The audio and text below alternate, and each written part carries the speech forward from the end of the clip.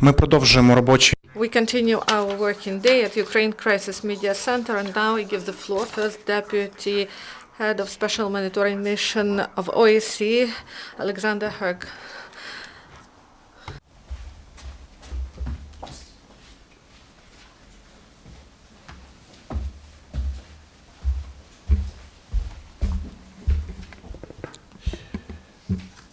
Good afternoon. Dear friends, if you look at our daily reports, you will know by now that there has been a considerable decrease in the level of violence in Donbas over the past week. It is far from perfect, but it demonstrates that the sides can control their people on the ground, at least to a certain extent. But the risk factors still remain too high, especially in places where the sites are dangerously close to each other. In one of such areas, last week, we saw how risk can be transformed into tragedy in a matter of minutes. As you no doubt know, 4 people were killed in Olenivka on 27th of April. To the families and friends of these victims, I wish to extend my sincere sympathies.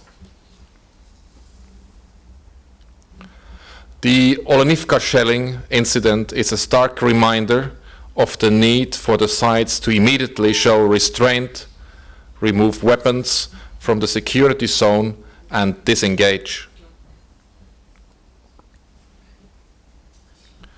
Dear friends, now is an opportune time to do this. Instead of using this relative calm for regrouping, reconnaissance, and resupplying, as they did during the lull in fighting over the Christmas period, I would ask the sides to seize this moment.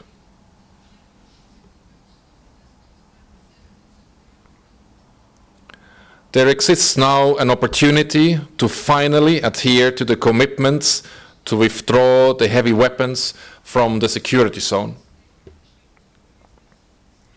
We are constantly told that the sides are incapable of doing this because of an ongoing risk of attack from the other side.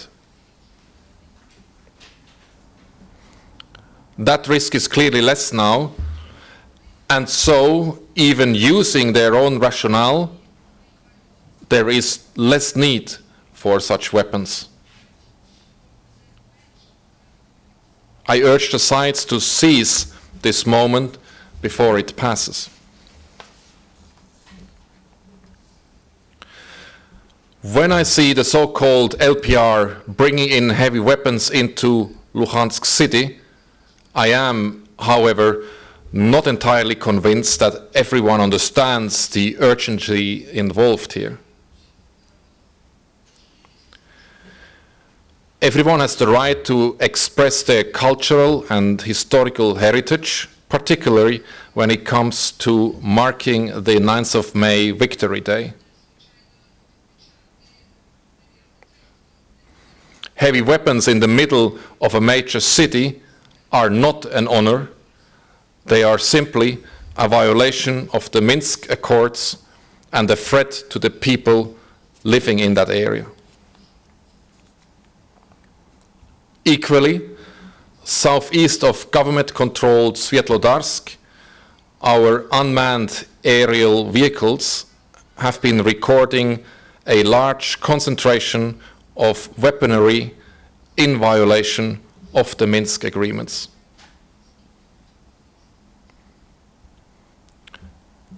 This period of relative calm is also an opportunity to make good on the many promises made. Mine action and demining, the opening of corridors across the contact line, the finalization of repair work to essential infrastructure, and the rebuilding of schools and hospitals and homes that have been destroyed.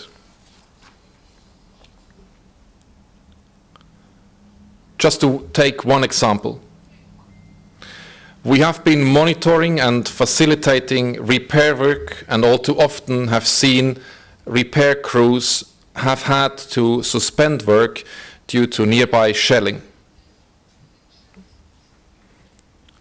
In Marinka, for instance, only 300 meters of gas pipelines remains to be completed. In the meantime, tens of thousands of civilians and much industry on both sides of the contact line in that area remain cut off. We are willing and able to help the sides de-escalate further and to disengage. We have the people on the ground to oversee and monitor such a process. The SMM assists to ensure that this is done in a coordinated and transparent manner that lessens any risks involved. To do so, though, the SMM must be allowed to do its job. And for that to happen, we need freedom of movement. In areas not under government control, this has been particularly problematic. This week, for instance, following up on reports that weapons were arriving in Izvarine, in southeast Luhansk region, we sent a patrol to monitor. An armed so-called LPR member ordered us out and actually escorted us out of the town. Increasingly, armed so-called DPR members demand to see passports of SMM monitors at checkpoints. We have also had cases where our monitors have been denied access to heavy weapons holding areas, effectively preventing them from monitoring the withdrawal of weapons. We know from experience that when people prevent us from monitoring, they usually have something to hide.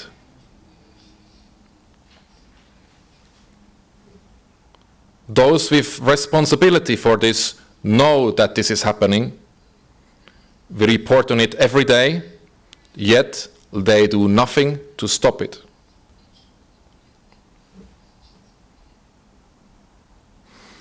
We also need the sides to understand one fundamentally important fact.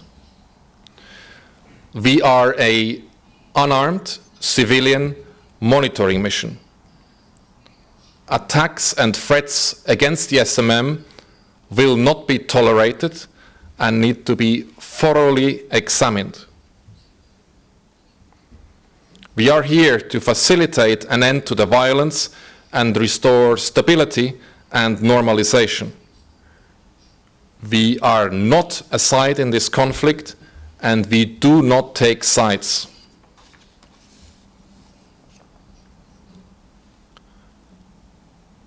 Dear friends, I have heard allegations made by people who should know better. To the people who question the impartiality of the SM monitors, I have just one thing to say. Look at the work carried out by the SMM monitors who monitored the aftermath of the Olenivka shelling incident. In extremely difficult circumstances, they calmly and professionally established facts and reported accurately and truthfully on what they had observed there. When people criticize these men and women, they should remember the commitment and professionalism that they bring to their work. Unfairly criticizing the monitors, rather than facilitating and allowing them to do their work, helps no one, least of all the victims of human tragedies such as the one recently occurred in Olenivka. Our monitors also face actual threats of violence, even from people in position of leadership. This must stop if the SMM is to be able to help the sides to achieve a sustainable ceasefire. We cannot do our job if those threatening the SMM monitors go unpunished. Impunity invites even more threats and attacks.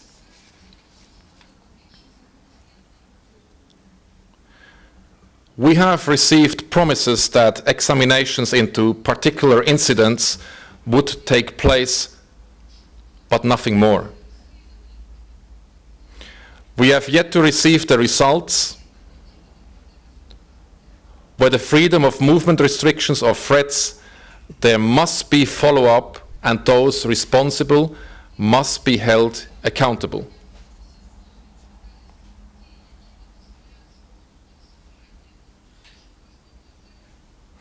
I'm not asking for anything more than what was already agreed. The Joint Center for Control and Coordination is tasked under the addendum of the Minsk package of measures to jointly and rapidly respond to such blatant infringements of the mandate of the SMM.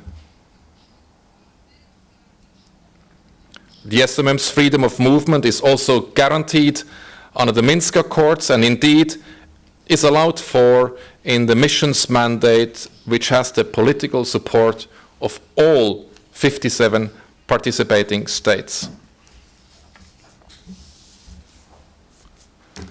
Now, dear friends, I would like to come closer to the end of my briefing today with a little useful information for the readers of our reports on the OSCE website to the left and right of me here.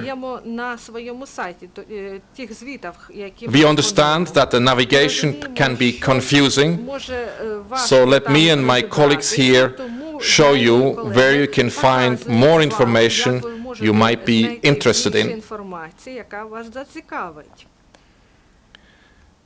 If you go down the report, we have a little link to the ceasefire violations table.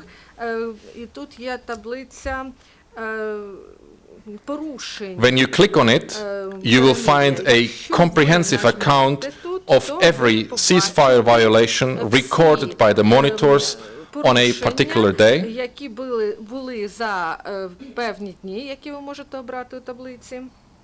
With the same link, you can also access a map of the conflict-affected areas that makes digesting of the information presented in the report easier.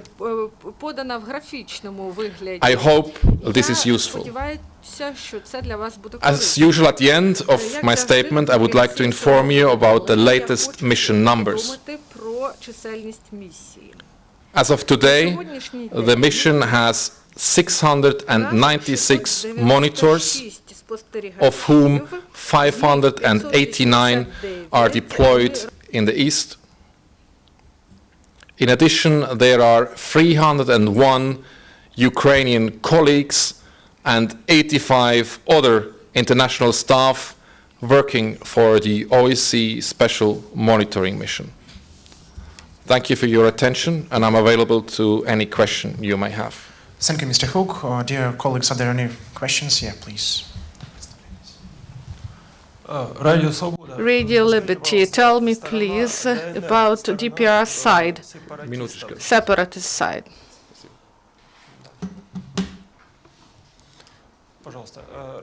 Radio Liberty.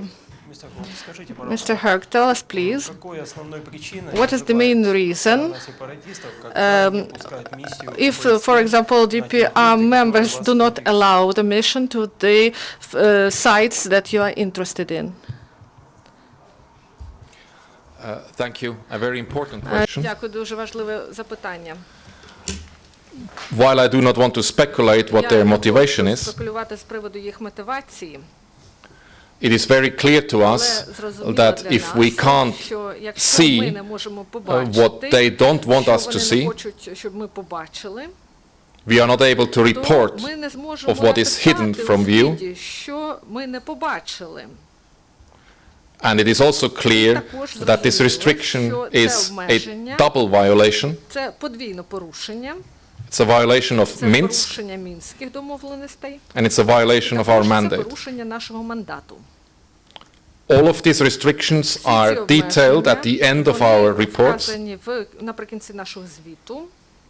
and we ask those who have the responsibility to take remedial action to ensure that these restrictions are resolved so that we can do our job. Колеги, чи є ще запитання? Do you have other questions to ask? Олексій Братущак, 5 канал. Fifth channel. You told about heavy weapons that you saw in Lugansk. Що це за техніка? Чи є вона What is this equipment? Is this of Russian makes? Thank you. I want to be very clear. As I've said in my statement, we do not object that people follow their cultural and historical traditions. Заперечуємо, що люди повинні слідувати своїм традиціям. What we register in Donetsk at the moment is a violation of the Minsk agreement, because the weapon types that we see there are not permitted to be in that area, and the types of weapons we have seen, we have listed in our daily reports. The origins of which I do not want to speculate about, but the numbers and the types of weapons that we have monitored are available on our website in our daily reports. Колеги, чи є ще запитання або уточнення? Do you have other questions, please? Darius Analytics Ukraine, Хамаха. У мене є таке запитання. Яке буде відношення, я перепрошую, як буде реагувати місія, What will be the reaction of the mission на військовий парад, який to the military parade that will happen in Donetsk? Thank you. My response to this question is similar to the one before. Відповідь подібна до тієї, The яку я надав OSCE Special Monitoring Mission has the task to monitor and observe and report спостерігати і надавати звіти, weapons озброєння, the type that are prescribed by the Minsk agreement present in Donetsk city домовленостях. may manifest a violation of Minsk, Це вказує на те, що це порушення мінських and if observed, we'll report І accordingly. якщо ми там побачимо їх, то ми будемо But I have to be very clear, we will not report that the parade as such is a violation. It is the presence of these weapons порушення. Ми кажемо тільки про озброєння, що саме наявність to цього which the озброєння so-called це DPR порушення. and the so-called LPR have agreed they should not be there as a violation of what they have agreed. Вони не можуть мати таке озброєння у себе. Вони чи є ще повинні запитання? дотримуватися до своїх зобов'язань. Якщо питань більше немає, на цьому будемо Do you have завершувати. other questions? Thank you. Any further questions? Looking forward to seeing you next І week. ми Thank you. хочемо побачити вас наступного тижня. Дякую, колеги. На цьому ми So завершуємо this is the end of the working day at Ukraine Crisis Media Center. The information on